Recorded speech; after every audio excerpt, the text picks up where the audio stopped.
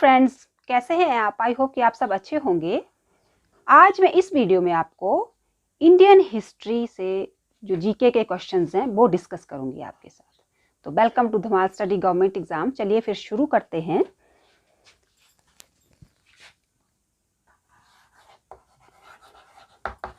Indian history GK GK के questions होंगे, Indian history के जीके के। अब हम शुरू करेंगे वैदिक काल। वैदिक काल से एक क्वेश्चन आ रहा है। वैदिक काल में वैदिक काल में एक क्वेश्चन आ रहा है, उत्तर वैदिक काल और वैदिक साहित्य। वैदिक काल में उत्तर वैदिक काल और वैदिक साहित्य। इसमें जो उत्तर वैदिक काल और वैदिक काल में उत्तर वैदिक काल और वैदिक साहित्य आएगा। अब इसमें एक क्वेश्चन आ रहा है कि ऋग वैदिक काल के प्रमुख देवता कौन थे। क्वेश्चन आ रहा है ऋग वैदिक काल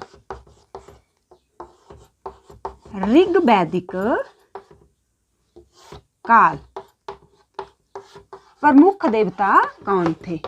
प्रमुख देवता। अब ऋग वैदिक काल में प्रमुख देवता कौन थे? तो ऋग वैदिक काल में जो प्रमुख देवता थे वो थे इंद्र। इंद्र जो थे ऋग वैदिक काल के प्रमुख देवता थे। अब ये तो हो गया वैदिक काल। वैदिक काल जब आता है तो उसमें उत्तर वैदिक काल का भी मेंशन होता है और वैदिक साहित्य भी मेंशन होता है। तो यहाँ जो क्वेश्चन पूछा गया था तो वैदिक काल का संबंध जो है ऋग वैदिक काल से है। तो ऋग वैदिक काल में प्रमुख देवता कौन थे? वो थे इंद्र। अब नेक्स्ट क्वेश्चन आ रहा है, अब शक संवत का संबंध या शक संवत को किसने शुरू किया था? शक संवत को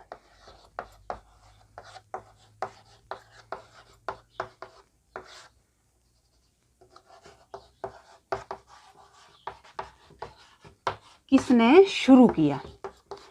अब शक संवत को किसने शुरू किया था? कनिष्क ने शुरू किया था। ऑप्शन होंगे, कई ऑप्शन होंगे, चंद्रगुप्त मौर्य या किसने, बाबर, ये होंगे सब। तो जो चंद्रगुप्त, ये कनिष्क था ना, तो चंद्रगुप्त मौर्य था। कनिष्क जो था, अब उसने शक संवत को शुरू किया था। अब शक संवत है क्या? अब शक संवत जो है वो क्या है? शक संवत जो है वो क्या है क्या? हमने क्वेश्चन तो कर लिया कि शक संवत को किसने शुरू किया। अब ये तो हो गया शक संवत को किसने शुरू किया, लेकिन है क्या शक संवत? तो हिंदुओं का जो कैलेंडर है वो शक संवत है। इसके साथ हिंदुओं के कैलेंडर के साथ भारतीय राष्ट्रीय कैलेंडर जो है वो भी शक संवत में चलता है। भारतीय राष्ट्रीय कैलेंडर जो है वो भी शक संवत में चलता है। इसके साथ जो कंबोडिया का बौद्ध धर्म का कैलेंडर है वो भी, कंबोडिया का जो,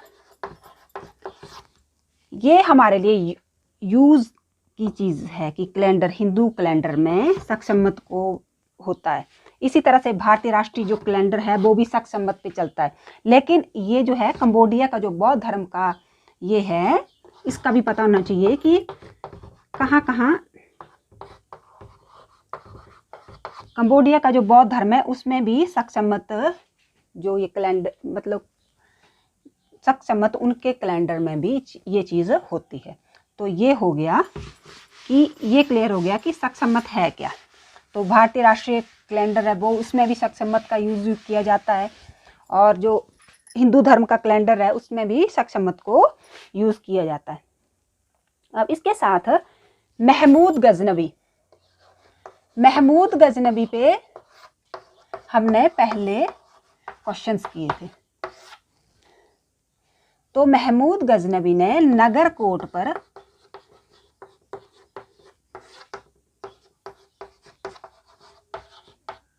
कब आक्रमण किया, क्वेश्चन ये आ रहा है।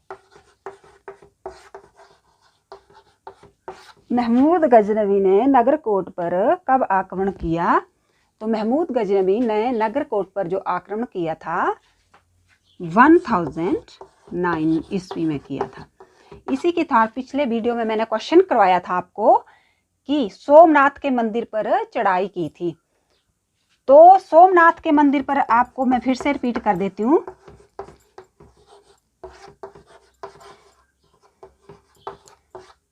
सोमनाथ के मंदिर पर चढ़ाई की थी, तो वो कितने में की थी? 1025 में। तो 1025 में सोमनाथ मंदिर पर महमूद गजनवी ने ही चढ़ाई की थी। और ये जो था 1000 में भी 9 में भी किस में की थी? नगरकोट पे की थी चढ़ाई। तो ये 2 क्वेश्चंस बन रहे हैं। ये तो मैंने पिछले वीडियो में भी रिपीट किया था। अब ये है, अब बात आती महमूद, क्वेश्चन अराइज होता है कि महमूद गजनवी था कौन। तो क्वेश्चन अराइज होता था है कि महमूद गजनवी जो था वो कौन था और उसने भारत पर आक्रमण क्यों किया था। तो महमूद गजनवी था, ये जो था वो तुर्की शासक था, ये तुर्की आक्रमणकारी था।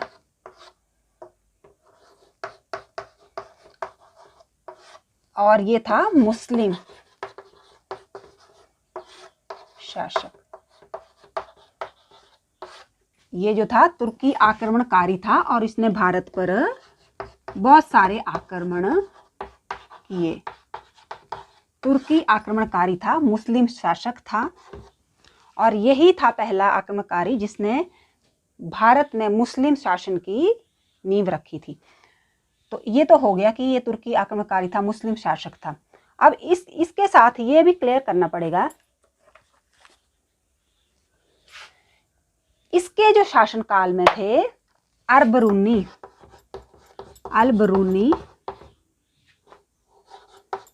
फिरदौसी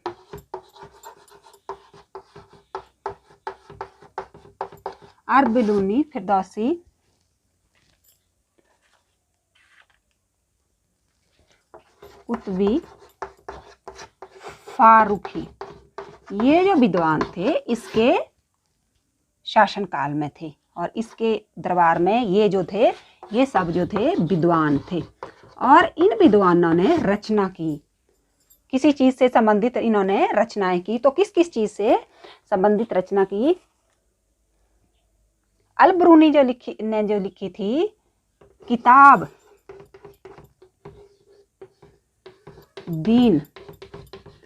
किताबुल दीन पुस्तक लिखी थी। और ये जो अलबरूनी के द्वारा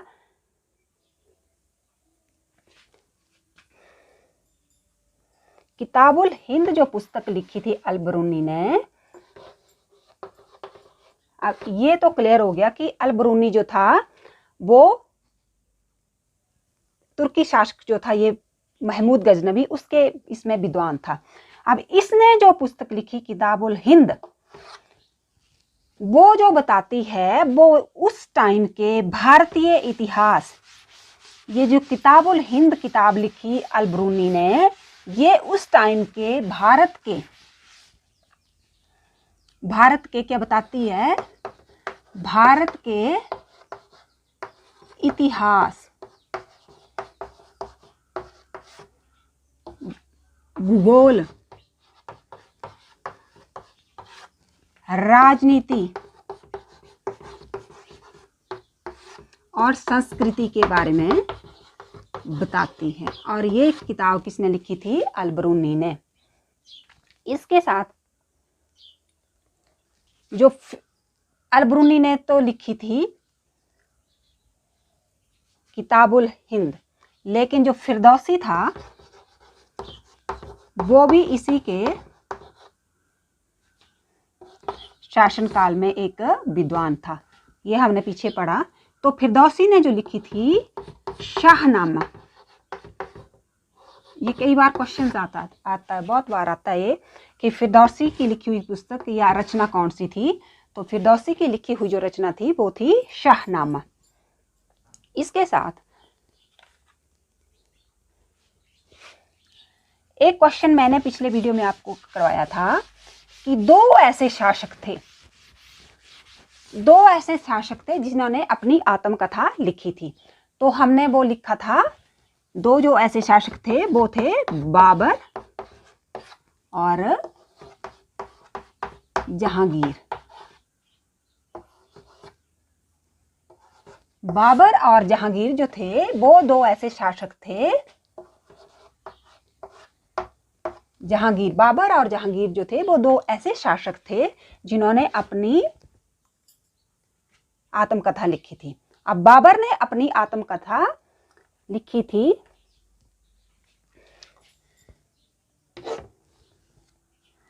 तुझके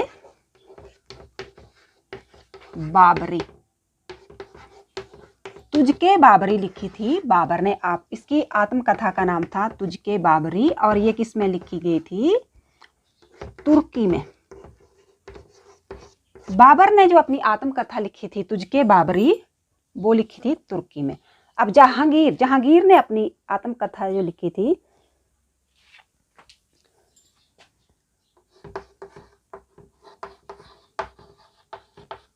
तुझके जहांगीरी, जहांगीर ने जो अपनी पुस्तक लिखी थी तुझके जहांगीरी, और इसने जो लिखी थी वो फारसी में लिखी थी। इसने जो लिखी थी अपनी किताब वो फारसी में लिखी थी। अब ये जो दोनों थे बाबर और जहांगीर थे, बाबर ने लिखी थी तुझके बाबरी और इसने लिखी थी तुर्की में। जहांगीर ने लिखी थी तुझके जहांगीरी और इसने फारसी में लिखी थी। तो ये बाबर जो था जहांगीर का क्या था?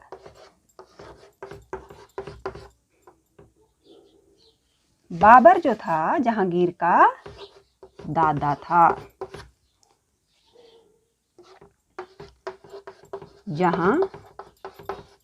बाबर जो था दादा था जहांगीर का, और जो जहांगीर था वो पोता बाबर का। अब ये तो थे, बाबर जो था वो जहांगीर का दादा था और जहांगीर जो था वो नेचुरली दादा था, तो वो पोता हुआ। तो ये तो हुआ। अब ये शासक थे, कौन से शासक थे, क्यों गुप्त शासक थे, कौन से, ये भी क्लियर होना चाहिए। तो ये दोनों जो थे मुगल शासक थे।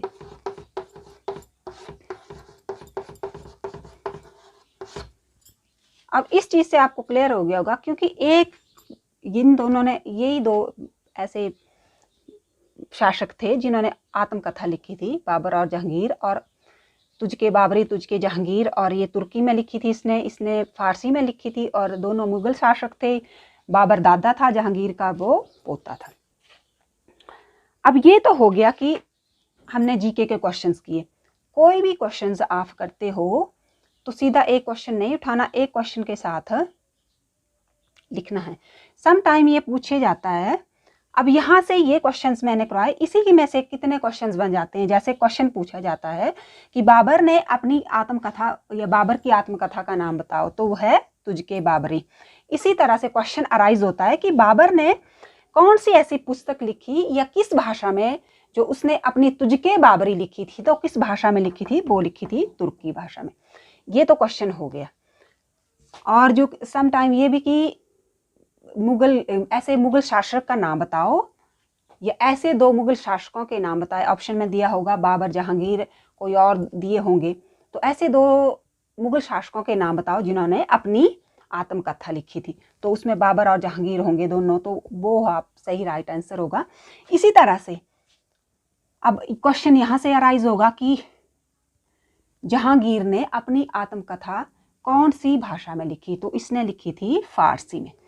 और जहांगीर की जो आत्मकथा की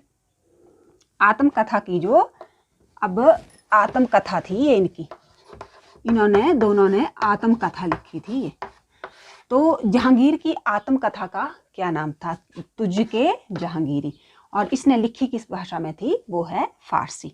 तो क्वेश्चंस कहीं से भी पूछा जा सकता है, अगर आपको ओवरऑल नॉलेज पता होगा तभी आप क्वेश्चन को कर पाएंगे। तो आज के लिए इतना ही। Thank you very much.